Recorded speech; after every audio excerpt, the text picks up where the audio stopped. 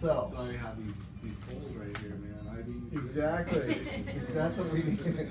Everybody just gets Sign hooked me up. up. Well, we need to have a real fun night drinking, and then what? No, I'm just kidding. Exactly. Just We'll kidding. just pour glasses of wine while you guys are hooked up. Right. Exactly. All right, consultation time. Okay, so who's going to be doing the consultations here? Is it just going to be you? I mean, I know you're going to be doing consults for us, but do either of you ever do consults? No. Okay. This is going to be a huge session for you because there's a lot of information we share and kind of how it works. I think you're going to be impressed with the information you receive because you're going to be doing more consults just in talking to patients than you think you are. So, okay, so the purpose of the consult is to allow the opportunity for the prospective client to become a satisfied customer. You notice we always try to use the word client versus patient when it comes to cash-based models. It doesn't matter much, but they really do refer friends, and it becomes an explosive facet of the business that we don't want to miss out on. Now, when you get into this industry, it's really hard because you're going to start looking at everybody's body. Oh, they could use this, they could, you know.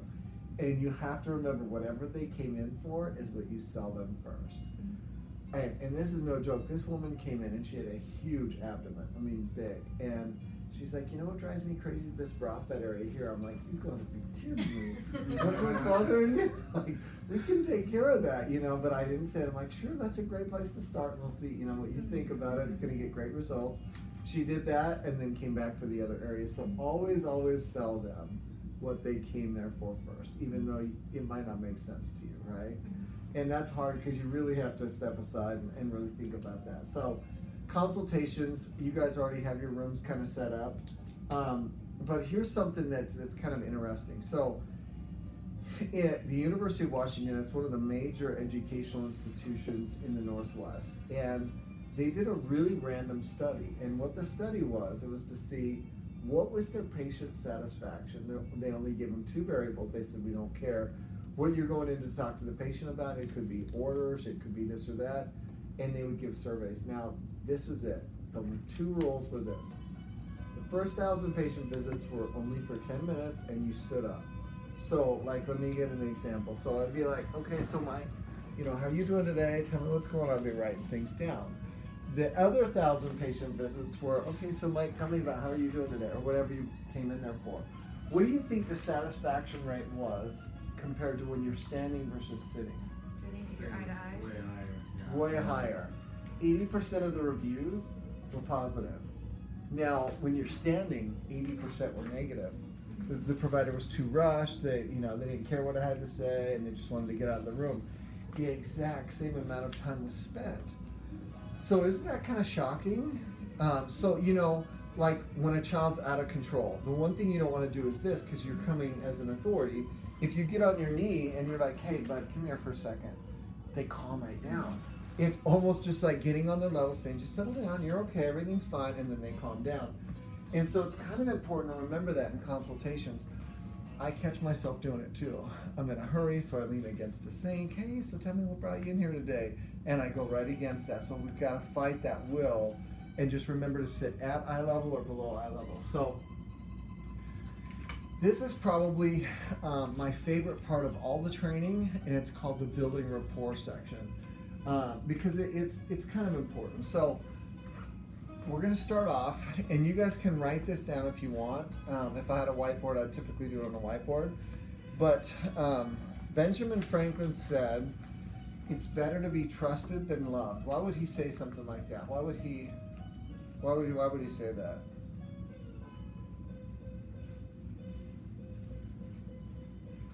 It's trust is the key to everything. Even to love somebody, you gotta trust them first. Exactly. So like you could have an uncle, crazy uncle or aunt. You love them, but you wouldn't trust them all the time, right? If you trust someone, you'll go to the depths with them because you feel like they have your best interest. I'm going to teach you systematically what happens in your mind, in your heart and soul, and what allows you to create a relationship of trust. So I've traveled all throughout the world. This is going to sound strange. I was sitting next to this girl on an airplane, and we were both going to Europe, and she was going to Russia, so she was going to go through Heathrow and basically write to Russia. And as I'm talking to her on the plane, we're about the same age, and she was talking about her family. I'm like, what's Russia really like? And she's like, it's just like America. There's big businesses, everything's the same. It's really not that much different. And in my mind, back to high school, when you're thinking of the Cold War and and rationing and people standing around corners and stuff, I'm like, my mind didn't leap going, everything's changed there, Russia's different. And I realized in that flash of moment where you get to know people, they have the same things going on in their life, they have the same concerns, they have the same relationship issues, we all do the same things. However, we can focus on things that don't do well. But we're going to talk about in building a relationship of trust. The first line here is prepare.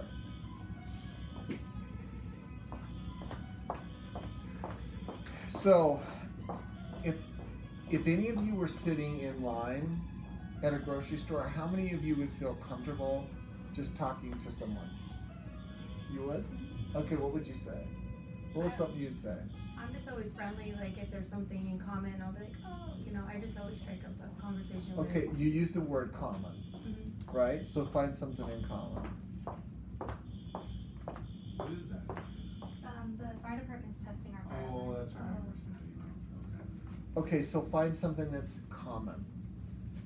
If I'm sitting there in line and I look back and I see what someone has, steaks, barbecue stuff, buns, I'm like, hey, so where's the party, man? Where's it at? And they're like, hey, you can come, that'd be cool. I just did that the other day, they had a whole bunch of cases of beer. I'm Right. like, so where should I go? Where's that? And it's building on a common, just a common interest. Now, we all actually have an energy about us, whether you believe in this or not. We have an energy about us that attracts people or repels people, and we all actually seek a connection. So I believe that there's an invisible strand that goes between all of us. It's not coincidental that we're all at this exact same place at this exact same time. And there's certain things that we have collectively in common that we don't necessarily know. Now, if we build on common interests, we feel connected, right? So the first thing that I had said to you, what were the 3 questions that I asked you to say first? Your name? Where you're from? How many kids? Now, what happens in that is, if we had a big group, you guys would kind of laugh because the first part of the segment, I look at everybody and I put them in these groups and I say, okay, I want 1, 2, 3, 1, 2, 3, and I break people up into groups of 3. And here's what happens. People are like, gosh, it's so stupid what James is doing. Okay, my name is James, I'm from Montana and I had 4 kids in my family, grow up 3, and they do this. That's the first part of the exercise. And then I make sure it's longer than about 5 minutes so that they start talking. And what happens in these little pod groups is people go from closed stands to talking. A natural leader rises up out of the 3 that kind of controls the conversation. They start talking about, well, what are you guys doing for dinner tonight? And the next day, those pods are sitting in groups together. And it really reaffirms that when we build commonality with people, we feel connected and we want to spend time with them.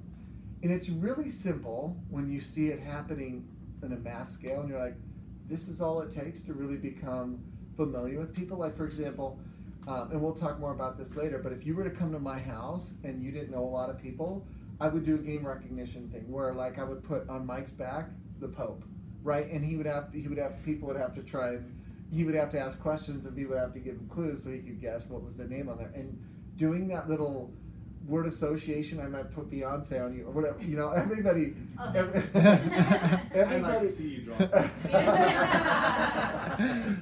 It makes people get to know each other in ways you can't even imagine. And then pretty soon everybody's like, it's just so much fun because you know each other on a different level. So it could be common items in your cart. Kids is a huge one. I thought you two were too young to have kids, or I would have said, how many kids do you have? Which is pretty impressive, by the way.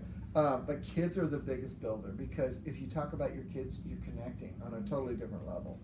Okay, hobbies are huge. Interest. Now, what are the 2 things that have caused more fights than probably anything else? What are 2 things that you shouldn't really ever talk about? Religion. Religion? And politics. You got it. What if they have a Trump hat on or something? Hey, I love Trump. He's helped my business more than you'll ever know, man. This is what I believe. Everybody loves the president that helps them the most, and he's helping me a lot right now. So anyhow, politics and religion. So let's say, for example, and I really am an independent, so I kind of vote. If someone says, I'm a Republican and you're a Democrat, instantly there's friction, right? Now, it's interesting because when I say I'm an independent, which I really am, I can go either side. Like, I'm very liberal in certain views and I'm very conservative in certain views, so I don't really fit in either team. So I can pretty much argue with either side, and it's kind of funny to watch. And I was in Montana, and it's a long story, but I was looking at a property, and the realtor thought I was a certain, political party, and I am not. I was not what his party was, and we just got in this, and I'm like, I didn't even want to buy this house. I didn't want to do this investment because of him. Now, what's interesting is we don't want to instantly derail ourselves for no purpose whatsoever. No value comes from that. I didn't change his views, he didn't change my views, and it was just a waste of energy for an hour going back and forth. But it's good to have a respect for what other people, are all about. So I had a doctor, and I won't say his name, but he was in Southeastern Valley, and he hated Obama. I mean, hated him so bad that every single time a patient would come in, he would say that GD Obama. I mean, I'm like, dude, you can't do that. There are people that love him. Like you gotta tone it down. Like, he's our president. I don't care who our president is, just support him. You don't have to agree with all of his policies, but no one's that evil. I mean, okay, maybe there's 10 to 20% you really hate, but you have to tell every patient that. And his wife came up to me, and she locked her arm under mine. She's like, I'm so glad you're talking to him like this. None of us can talk to him like that. He'll freak out on us. I'm like, it's just like, I'm so tired of hearing about it. I'm only here like once every 30 days. So anyhow, there's just no good. Now, everybody has their own spiritual beliefs, and that's okay too. But let me tell you a story. So in that same clinic in Scottsdale, when I walk in, I would ask a patient if I saw him in the waiting room, hey, so how are we doing here? Is there anything we can do better? And this one patient says, yeah, I hate your clinic. And I'm like, oh no, what did I just do? I'm like, well, why don't you come back to my office and sit down? And I sat down at my desk and I said, go ahead and have a seat. Well, what could we do better? And she goes, well, great, other than the fact that you guys are devil worshippers. And I'm like, what? Like, why would you say that? Why would you say we're devil worshippers? I'm like, I'm pretty sure most people are God-fearing, like, there's no one really believes it. And so what happened was, she was a born-again Christian, and she's waiting in line to get checked in, and she overheard one of our estheticians talking about the tarot cards and palm reading and all this stuff, and she believes that's witchcraft, that's from the devil, right? And she's like, I don't want her ever touching me again. I had no idea that was her style.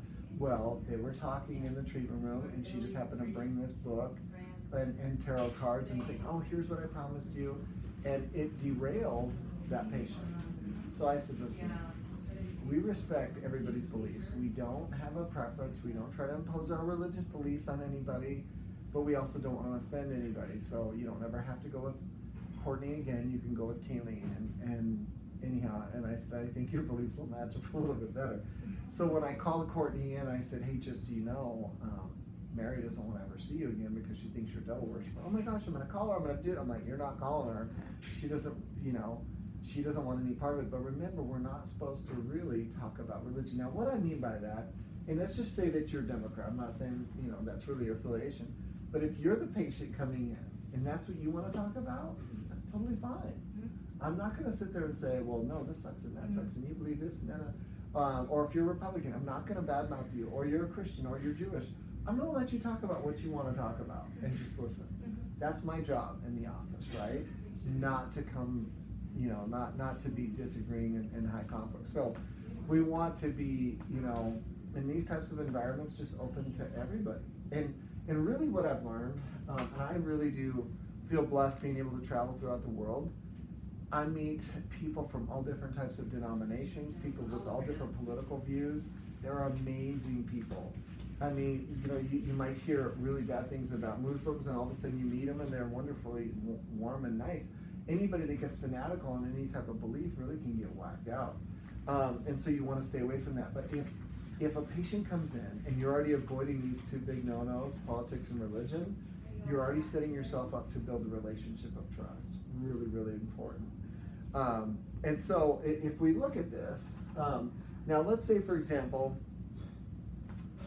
Mike really loves Trump. And he says, what do you like about Trump? And I say, well, his corporate tax rate dropped down 20% and I just got a raise this year, so I'm happy. We might be able to build on that common belief. There's nothing wrong with that if you really believe in that. Okay, that's good. Or if, let's say she's a born-again Christian and I put her with Kayleen, who really was a born-again Christian. There's nothing wrong with you saying, yeah, oh, that's so great, God bless you, that's great. You just don't want to cause conflict. Does that make sense? So I'm not saying you can't, agree with them, but just don't become a disagreeing person. So here's some interesting facts. All of my employees that deploy this strategy do very well. And what I mean by this, if you look up on the screen, it says building rapport, right? Let me see if it's still, yeah, area of interest in building rapport. So the worst thing you can do as a provider or as an office staff member is say, so what brought you in here?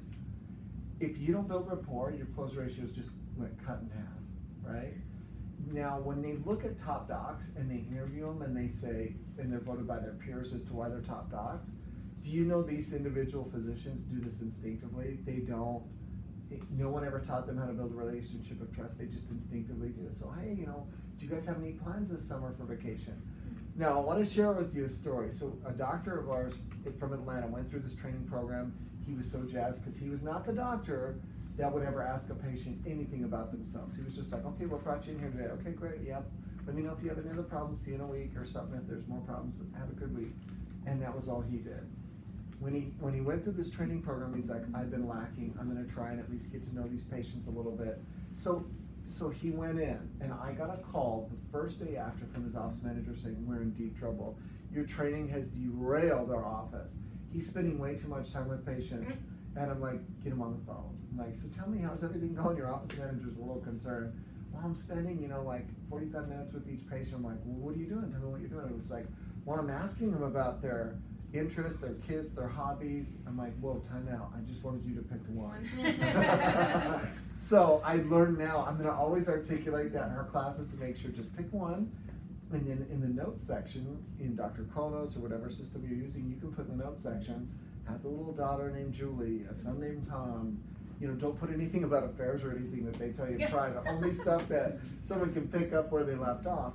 But what's interesting is in all my clinics, whenever I did this, and I wrote down in the patient section, and it was paper charts, several years ago, I could go, oh yeah, that's right, her daughter was doing ballet. And I walk in, hey Julie, how's your daughter doing with ballet? They feel like you have the best memory. And remember, the dullest ink is better than the best memory, meaning write those things down so you can pick up where you left off. Now, if I ran into them in a store, I would remember their face, but there's no way with all the patients we see, we're gonna remember everything. It's impossible. So what happens is you're building on common beliefs, but here's something else the doctor did wrong. He went in and he's like, oh, so tell me about your kids. How many kids do you have? Okay, great, so what brought you in here today? Okay, you feel abused, right? If someone's firing a question and you don't give back, it feels like something's wrong, like this person's weird. So if someone says, I have 2 kids, and you say, oh, well, I have X kids, this is what I love to do with them, what do you love to do? Because you're exchanging information. If you said, what's your favorite vacation spot? And that's all I hear, instead of me saying, oh, well, I love going here, you have to share information, right? It's a sharing of ideas. So to give me an idea, so my son plays soccer and T-ball and all this stuff, and after I'm done working, I'm fried. I just want to be quiet, I want to watch him play, I might listen to music in my Bluetooth or whatever, and I know that if I don't build a relationship of trust with those other soccer moms or dads, then we won't have a connection. So the first thing I do, and it's actually I have to make a decision, I'm going to build on a common belief. What do you think would be a common belief? My son Josh is 4. What do you think would be a common belief that I could build on just walking up to a group of other parents? Any TV shows or TV places shows? to take the kids. Perfect. We know our kids are about the same age. Mm-hmm. So it could be, hey, what do your kids like to watch on TV? It could be, which kid is yours out there playing? Oh, my kid's the one that just elbowed the other kid, It basically causes you to have such a huge connection because your family, your friends are the most important thing. They really are. And so if you're already building on that common relationship, pretty soon you could be saying to another soccer mom, you know, I can get home from work in time. Would you pick him up and bring him to soccer for me? And then I'll pick up Tommy and bring him over here. It's really critical. And we all need to do this to feel connected in the world. If we miss one of these steps, we won't feel connected. But it's sharing information, building on common beliefs. Now, the next step in this process is called inviting. Now, the invitation is super easy. Because when someone, remember, people don't care how much you know until they know how much you care. And this is true in life. You'll just feel used and abused if this part isn't really involved. What kind of perfume were you wearing today? What kind did you want me to wear? Oh, that's great. So going into this, it's easy to invite someone. Now, you guys don't know this yet, but if a friend of yours or a patient or a client says to you, what do you recommend? Do you realize that's the biggest compliment you can get? Because that means they trust you and they trust your opinion. It could be someone at the store saying, well, what would you recommend I get? You have to know that is like a neon beam floating in heaven saying you're amazing at this process, building those relationships of trust. If it doesn't, like, listen to this, 90% of all of the consultations you do will book if you build a relationship of trust. 90%. I've gone into my clinic, so we have clinics where we do just fun sculpting. That's all we do. And let me just share this with you. One of our patient care coordinators, and we're going to talk more about this as well, gives genuine compliments. And she literally gets to know them first and then compliments them on a part of their body that's beautiful. Like if someone says, you know what, this is just killing me here, but she'll say, your arms look amazing or your legs look beautiful. Let's focus on this. Let's talk about that. And she has over a 90% close ratio. The other patient care coordinator is like, okay, so, well, yeah, what brought you in here? Okay, well, yeah, it's amazing. And goes through this amazingly boring spiel about why our technology is so amazing. And she's closing at 40%. And the biggest difference is, I think this person, by virtue of asking them personal questions, how long have you lived here, really gets it. Now, our clinics right now, 2 of them are in Vegas, one of them's in St. George, Utah, and one's in Idaho Falls, Idaho.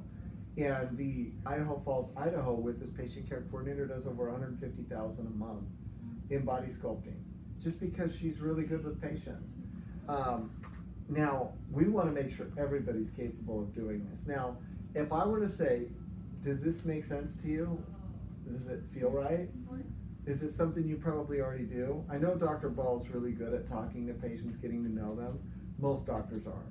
Most of them during this segment are like, I gotta ask a patient about their, I have one doctor that he's actually, Bob Schlitt. Was Bob there? I don't think he was. No, he has my Bob. Oh, okay. So he's one of our investors in bodyology. He is amazing at studying people, getting to know them, making them feel warm. And he does this to a T.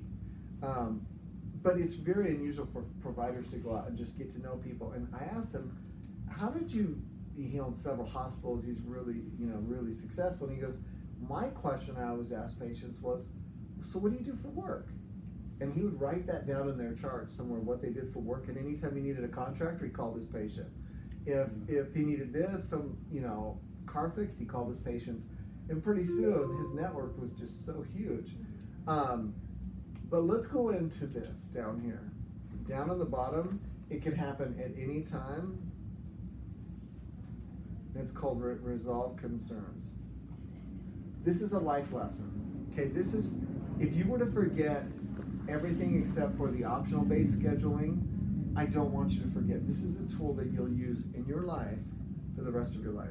So I want you to imagine, this is my very ex-wife, this is a story about her. We're driving down the road, and she says, hey, that smells really good. I'm like, yeah, it does. And it was KFC. I'm like, yeah, it does smell good. We're only about 5 miles from the house, and we keep driving. And all of a sudden, she stops talking. I'm like, well, hey, what's going on? Not that I'm fine. And I'm like, oh, yeah, great. You're really fine, yeah. And I'm like, no, seriously, what's going on? Nothing. And she's kind of looking out the window, and I can just feel this cold presence just coming into the car. And I'm like, seriously, did I say something wrong? I'm not trying to take you off. What's going on? Nothing. So we get home, and all of a sudden, the passive-aggressive stuff happens. Cabinets are slamming. I'm like, oh, this is ridiculous. What is the problem? What is going on? Well, I told you it smelled good, and you're so inconsiderate. It's 5:30. I don't want to cook dinner for the kids. I don't want to do this and that. I'm like, kids, get in the car. We're out of here. And she's like, no, I'm cooking. I'm like, oh, like heck you are. There's no way in hell you're cooking. We're going to eat somewhere else. And I'm like, listen, I am not that in tune. I'm not that perceptive. I need you to be a little bit more direct. If let's say Mike and I are driving along, he'd be like, dude, pull over, I'm hungry. All right. And we pull over and get something to eat, right? Mm-hmm. We don't really work on those same methods. And so here's what I've learned to do. And this will work for each one of you in your life. It doesn't matter if you're, what kind of relationship you're in or in a business relationship. We all know when there's a problem. It's an energy feel, like it just doesn't feel right. You don't want to guess what the problem is. What? Like, what if I had said, what are you, PMSing? I would be dead, right? So don't ever guess what someone's problem is. Like when you're talking about procedures, well, we can do the upper and lower abs and love handles, or we can do the breast dog as well, which makes best sense to you. And it's like, I just don't know. I need to think about it. The best thing you can do is say, I sense you have a concern. Will you please share that with me? It does two things. Number one, it neutralizes them that you're without feeling. Right now in the world, the number one thing that's lacking is empathy. And empathy is putting yourself in the other person's shoes and really trying to understand that emotion. So if I say, I sense you have a concern, will you please share it with me? You're thinking, okay, he's sensing something, so he's not completely down in the gutter. And now he's saying, will you please share that with me? If I now fast forward that, when I created this mindset of, I want to neutralize anger, I want to neutralize negativity, and I want someone else's needs to be met as well as mine. I don't want bad things to happen, and so if I just say that, well, I sense you have a concern, will you share it with me? Yeah, I really wanted to do this, this, and this, and that's not going to allow me to do that. Okay, well, let's do that. It really doesn't matter that much, but if I said to that patient, I sense you have a concern, will you please share that with me? A lot of times the patients will say, yeah, I just can't take that kind of hit financially. Is there any financing, or what are your other options? You actually get an opportunity to address what their real concern is. I had a patient once when I did a consult, and she's like, yeah, how am I going to hide this from my husband? I mean, you said I got to wear this compression garment, and I'm like, you're probably not going to if you guys sleep together, like, because you're going to have this on, he's probably going to know. Well, maybe I could take a vacation for 2 weeks. I mean, the stuff that they reveal, it's kind of shocking. But remember, anytime someone says, you know what, I'm just going to think about it, there's a concern. It's unspoken, and they feel vulnerable. Like, I don't know if I can trust you with this. So if you say, I sense you have a concern, you're actually showing empathy that you're sensing that they have a concern. Will you please share it with me? Now, it works in every facet of your life. It could be with a significant other. It could be literally with a business associate. I'll be in a boardroom meeting and I can tell someone's fired up, and when someone's emotionally charged, and I'll just say, hey, Bob, I sense you have a concern. Will you please share that with me? Yeah, I think this and this and this is going to fail because this, and this. Okay, well, what can we do to work it out? And all of a sudden, you leave the meeting with a totally different feeling. Okay, it could be your mom on the other end of the phone. Well, I want you to come for Christmas. Mom, I told you my schedule's not going to work. Oh, okay, that's just great. Well, I'll talk to you later. Well, Mom, I sense you have a concern. Would you share that with me? Well, yeah, you were with so-and-so the last 2 Christmases, and you weren't here. Okay, so you feel like I'm really leaving you out. Can I come for for Christmas Eve or New Year's Eve? Would that work? Yeah, that would make me feel better. And so instantly you're getting rid of those ripples in your life through one simple statement. I sense you have a concern. I've heard people that are like, well, I'm just going to say, well, it seems like it seems like something's wrong. What's going on? I'm like, that doesn't work. It seems like you have a problem. You're saying you're the problem. It's not going to work. You have to neutralize someone by showing empathy, right? So, resolved concerns can happen at any point in time. I've seen it happen in building a relationship of trust, where you're just trying to get to know someone, and they're like, no, I don't want to tell you about what my favorite hobby place is. I'll actually use resolving concerns right then and there. Well, I sense you have a concern. Will you please share that with me? Yeah, I don't have much time. I just want to get this information. You know what? I get totally slammed too. where do you work, by the way? You know, and then still instantly they're like, well, I'm a nurse, and they don't give us enough time. Oh, that's a bummer. That kind of sucks. Okay, let's go right into it. You don't realize, but that little empathy phase just leverages right into this. Now, I'm going to say this, it's going to sound strange. We don't really care if they purchase or not. You have to know that's how it's true. We care about building relationships for the long haul. Whether someone comes in and books a procedure, we want that long-term relationship. So let's pretend like they're like, I just really need to go visit with someone in the family. I need to make sure this is the right decision. The last section on this is follow-up. Now, if someone decides not to book a procedure, you're going to personally handwrite a thank you card. Okay, let me ask you this. When's the last time any of you got anything in the mail that was handwritten? Never, right? Unless it's bills. You There's have? one guy that constantly will handwrite it, and he's a life insurance guy. And it's just amazing. He just has amazing follow-up. That's huge. Yeah, but that one. Okay, so if we know that makes it kind of special, that's all we write a thank you card. Julie, it was nice getting to know you. Look forward to seeing you soon. All the best, James. I didn't talk about the procedure. I didn't throw a card in the clinic. They know exactly who it was. This right here helps them know our relationship is more important than the procedure. I've had more patients that have referred friends because they financially couldn't afford it and ended up coming into the clinic going, they're just good people. And it really is about good people, meaning you care about people. You don't want people to fail. You want them to have the best possible outcome, and people can sense that. I've been in clinics where like, we're gonna upsell them, we're gonna do this, I'm like, well, time out. You're actually gonna gain less money and more friction in the office. You want to provide the best services so they have a better lifestyle and quality of life, and your whole philosophy goes behind that overall wellness, which is unique. Because most offices, it's prescription this, prescription that. This is totally different. So you guys are unique. But this is the building rapport. And we're going to talk real quickly about this as we go through this. And we're only about 15 minutes away. You guys have been doing great. So, so the room's set up, greeting patients. Let's talk about that real quick. So when you greet someone, I'm going to greet you, Mike. Are you texting? I'm not texting. So you can do it. So you could say, hi, I'm James. You can do that. Or you definitely want to do, you can either do a two-hand clasp, but it sounds strange, but you don't want to just go, hi, my name's James. What's your name? Mike? Right. It's closed, right? This is closed. That means, okay, I'm okay with you being here. Some people are germaphobes, but it's a proven fact that when you break someone's personal space and you reach out a hand saying, hi, I'm James. What's your name? My name's Mike. Nice to meet you, Mike. It actually is a connection. Now, this is another strange thing, and I love psychology.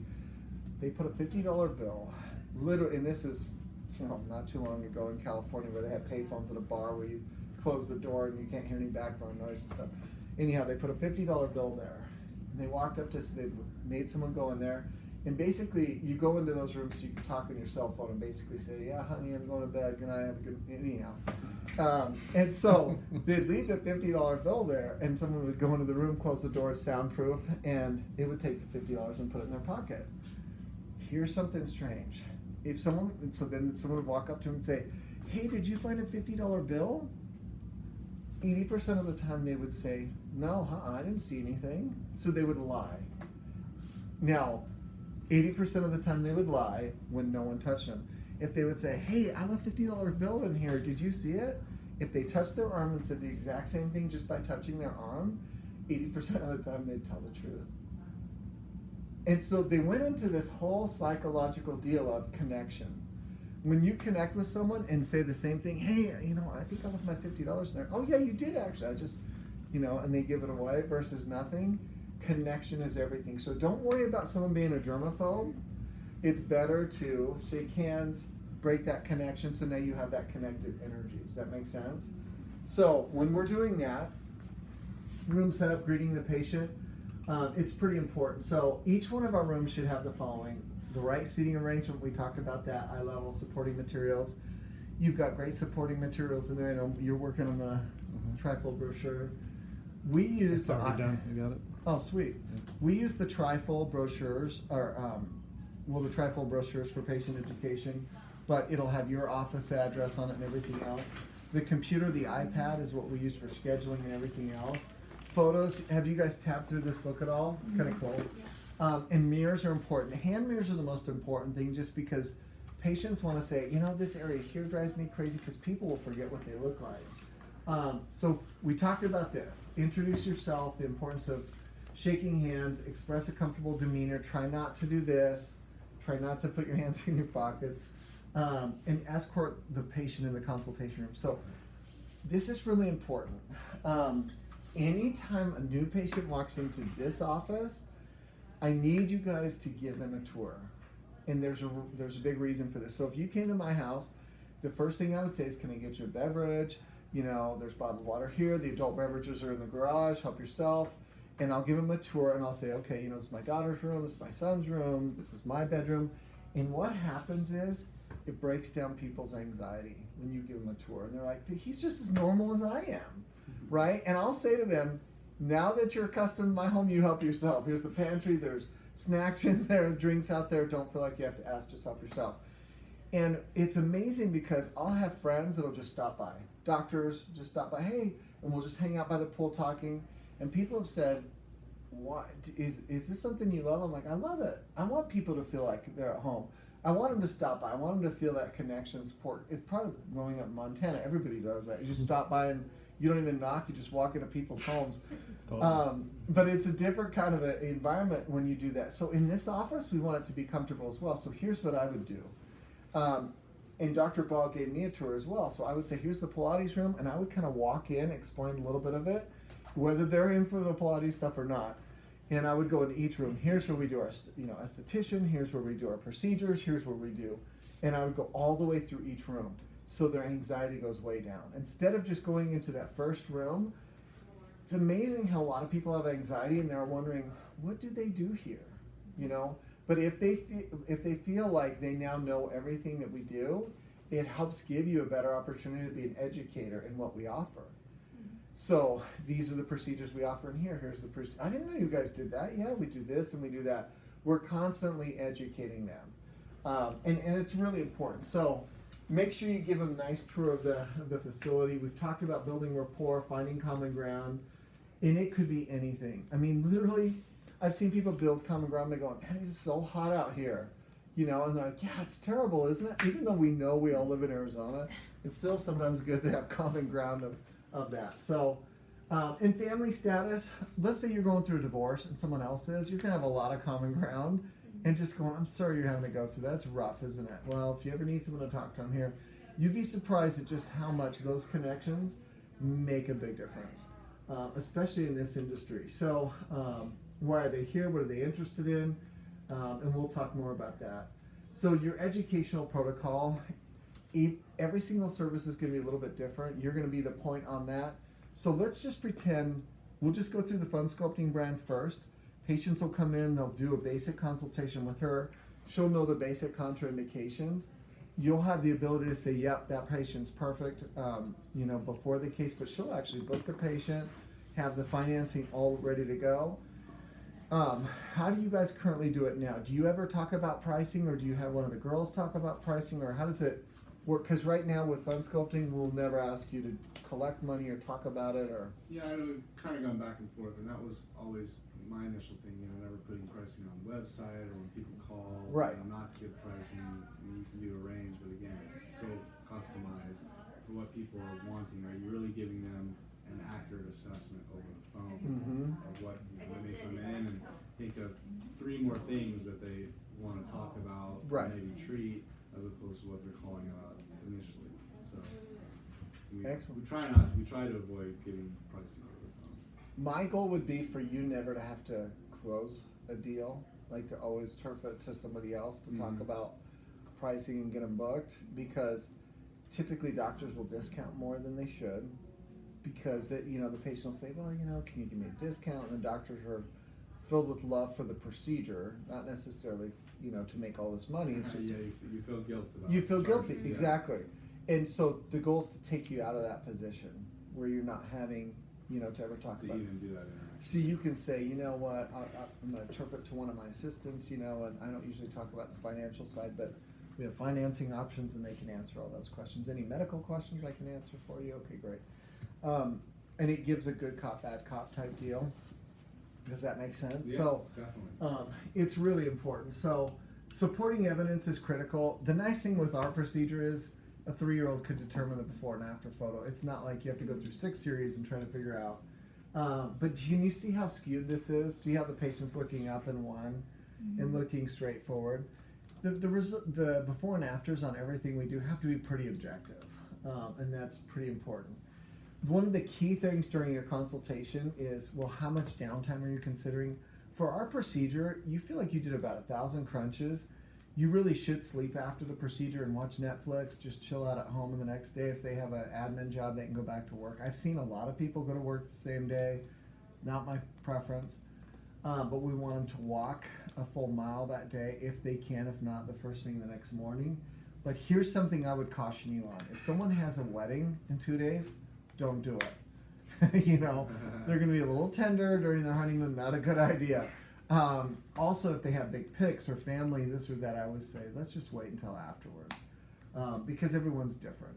So, and when we ask them to pay for the services, remember it's options. So we say, would you like to pay cash or credit? We don't really take checks anymore. So cash or credit is really the way of doing it.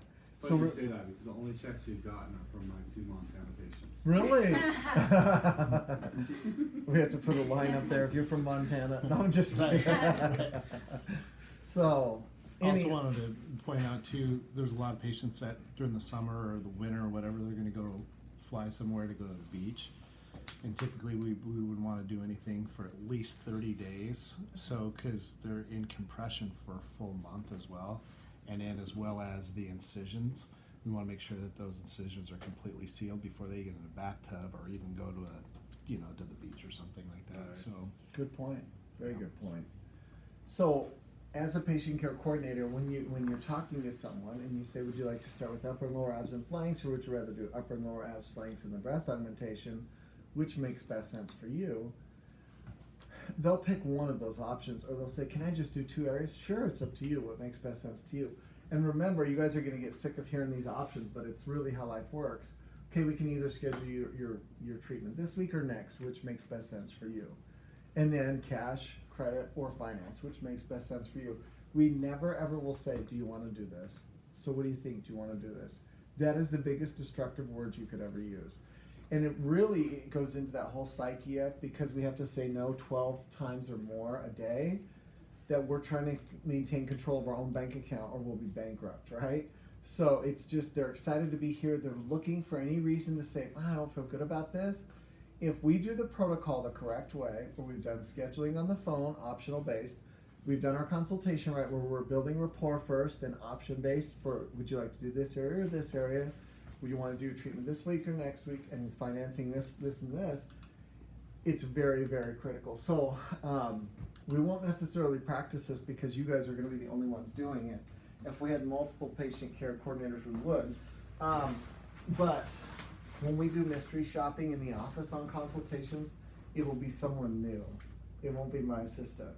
So we'll have someone, it might be a family member, it might be a friend, but their goal, and they'll pay for the consult with you. They'll also do a consult with Jamie just to see if we're offering options. Now, you know how the packages work better than anybody, how you could tether them together. So I don't know the A2M procedure, how you could sell that in an option-based way. Do you know how you could? I mean, that's a one treatment deal, right? It is and it isn't. So the whole philosophy behind using A2M is, so let's say you have degenerative joint disease, right? Right. So typically what's going on in the process is you have a fibrin enzyme that's continuing to break down cartilage. You Okay. use the A2M to basically act like a vacuum. You inject it into the joint. It grabs onto that fibrin complex and the body's able to remove it from the joint. It also acts like our body's natural steroid, so you're reducing the pain and inflammation. 6 weeks later, we can come back and we do the regenerative PRP and or exosome therapy in the same joint. That's going to repair the tissue and rebuild tissue.